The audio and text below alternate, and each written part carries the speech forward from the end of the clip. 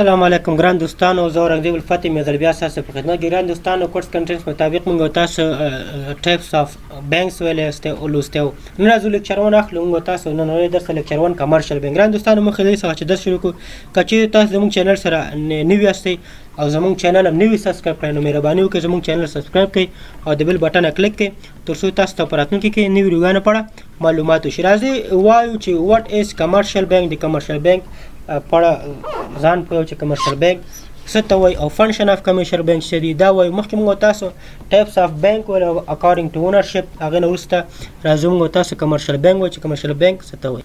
تجارتي بانکونه دا شخصي بانکونه دي او خپل شخصي موخې لري او د خپل شخصي ګټې لپاره کار کوي. یعنې په هر ملک کې چې شخصي بانکونه دي خپل موخې لري، خپل ګټې لري، یعنې دا شخصي بانک د خپل شخصي ګټې لپاره کار کوي. خو د سنټرل بانک کار یعنې د دولتي بانک چې کوم دی د هغې لاس لاندې کار کوي، د هغې نظارت پې وي. دا بانکونه ټول شخصي وي او خپل ګټې لپاره کوي. د خلکو سهولتونه باندې خلکو نه پیسې اخلي، نور خلکو ته ورکوي، په کم انټرسټ اخلي، په لوړ انټرسټ بل خلکو ته ورکوي ترڅو د خلکو کاروبارونه لوړ شي. خو دا بانکونه د یو ملک په اقتصاد باندې ډېر زیات مهم رول لري، چې مطلب په افغانستان کې موږ تاسو ویلی شي د هغې مثالونه عزیزي بانک دی، کابل بانک یا نیمه دولتي نیم شخصي ده، باختر بانک او داسې نور. تاسو اوس ګور راشئ د کابل بانک ګټې افغانستان لپاره څه دي. ګورئ د دولت د نفوذ ټول معاشات دی ورکوي. دا اوس څه شو؟ دولت لپاره ډېر ګټه شو. عزیزي بانک ګوره دا اوس څه ګټه کوي؟ ټول تقاعد شوي مامورین که تاسو وګورئ، شهدا او معلولین که تاسو وګورئ، د دولت معاشونه څوک ورکوي؟ عزیزي بانک ته ورکوي. نو دا تجارتي بانکونه ګټې دي د یو ملک لپاره. راځو موږ تاسو فنکشن اف کمرشل بانک وایي چې هغې کې موږ تاسو سره پرایمري فنکشن دی، سیکنډري فنکشن دی، ایجنسي فنکشن. دا درې وظیفې لري یو کمرشل بانک چې هغه به موږ تاسو هر یو په تفصیل سره لولو. موږ تاسو دا ولولو چې د پرایمري فنکشن اف د کمرشل بانک څه ته وایي، سیکنډري فنکشن اف کمرشل بانک څه وایي، او ایجنسي فنکشن اف کمرشل بانک څه ته وایي. راځو اوله کې وایو پرایمري فنکشن اف کمرشل بانک چې اکسپټینګ ډیپازټ. اکسپټینګ ډیپازټ مطلب دا چې دا کمرشل بانک چې کوي ډیپازټ قبلوي، د خلکو نه پیسې اخلي په کم سود باندې او نور خلکو ته په لوړ سود ورکوي. اول وظیفه ده چې ډیپازټ. It is the first function of commercial bank. Commercial bank receive money from those who have surplus money as deposit. مطلب دا خلکو پیسې اخلي جمع کوي، څوک چې اضافه پیسې لري ګټي، مطلب کور کې ورسره اضافه هغه څه کوي deposit کوي. نو ولې د وظیفه څه وه؟ دا وه د کمرشل بانک accept 3 types of deposit from customer. نو د کمرشل بانک د مشتري څخه 3 رقمه ډیپازټ قبلوي. اول چې دی current deposit. Current deposit in this kind of deposit account cash can be kept and drawn at any time and the bank does not provide interest in the types of cash. مطلب دا د هغه قسمه ډیپازټ ده چې په دې کې موږ تاسو کولی شو بانک ته خپل پیسې جمع کوو او په اني ټایم کې بیرته هغه راوباسو. خو په دې باندې موږ تاسو ته بانک چې کوي ګټه نه راکوي، انټرسټ چې ورته وایي نه راکوي.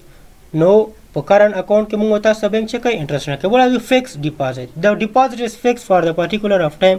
کمرشل بانکس also pay an interest on basis these accounts. The rate of interest is higher than saving deposit. مطلب دا فکسড ډیپازټ هغه ډیپازټ دی چې په هغې کې موږ تاسو پیسې خپل پیسې په بانک کې فکس کوو، یعنې معلوم وخت لپاره چې بیا موږ تاسو نشو کولی په معلوم مودې څخه پیسې مخکې د بانک څخه وباسو او په دې باندې بانک موږ تاسو ته انټرسټ هم راکوي، خو د سیوینګ ډیپازټ په نسبت کمې راکوي. سیوینګ ډیپازټ کمرشل بانک accept saving deposit and pay interest on their account.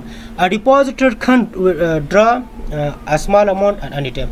مطلب دا هغه اکاونټ دی چې دی باندې موږ تاسو ته سیوینګ کېږي، موږ خپل پیسې په بانک کې سیفټو او یو لږې پیسې ترې نه کولی شو په اني ټایم کې وباسو او په دې باندې موږ تاسو ته انټرسټ هم راکوي. پرافټ اینډ لاس اکاونټ. اخرنه د اکسپټ پرایمري فنکشن کې profit and loss account. In this type of account the depositor share his profit and loss with the bank. مطلب په دې کې موږ تاسو بانک سره شریکېږو او بانک د ګټو تاوان به موږ تاسو چې وي شریکوي. که بانک تاوان کوي هم زموږ تاسو پیسې به د منځه ځي او که بانک ګټه کوي موږ تاسو ته به پیسې راکوي. سیکنډ پرایمري فنکشن ته راځو. موږ تاسو پرایمري فنکشن څه ته وایي؟ advancing loans. The amount which bank receive as a deposit from the people advance some money as loan to those who need it for their business purpose. ګوره مخکې ما ویل چې په مطلب بانکونه شخصي بانکونه دې لپاره جوړ شوي دي چې د خلکو څخه پیسې واخلي او نورو خلکو ته ورکړي، هغه خلکو ته ورکړي چې هغوی خپل د بزنس لپاره ورته ضرورت لري، یا ځینې خلک د کورونه لري، ځینې خلک مکاتب جوړوي. نو دویم وظیفه د کمرشل بانک چې دی ایډوانسینګ لونز، د خلکو څخه پیسې اخلي او نور خلکو ته په قرض ورکوي. بل راځو